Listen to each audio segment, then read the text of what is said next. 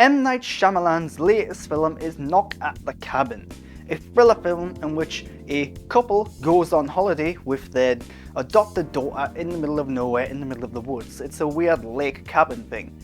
Meanwhile, a group of 4 individuals led by Dave Bautista show up, knock at the cabin, and then tell them they've got to make a decision. They've got to sacrifice one of them, otherwise the world will end.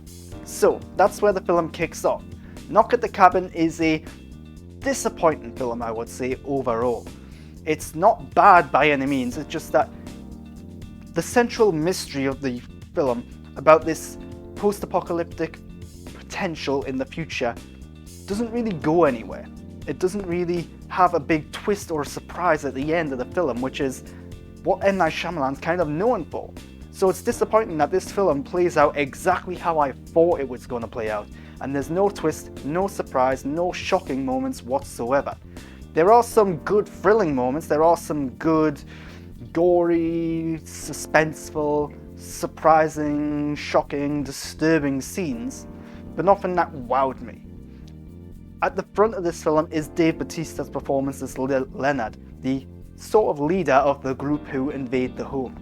Leonard is a very sympathetic character. He's a sympathetic bad guy who's in a way not sort of a bad guy, and Dave Bautista I think puts on a really good performance here. It's a very powerful emotional performance. You can see that he's struggling with some of the choices and decisions that he's making. The rest of the cast is equally as good, they just don't get quite as much to work with.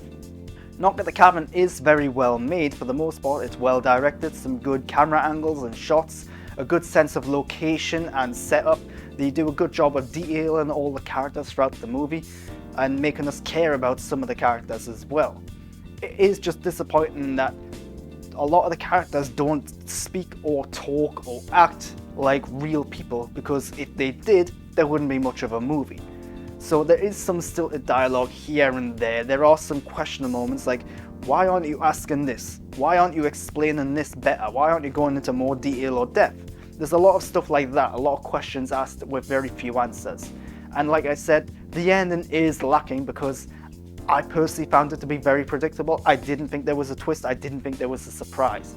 It played out exactly how I thought it was.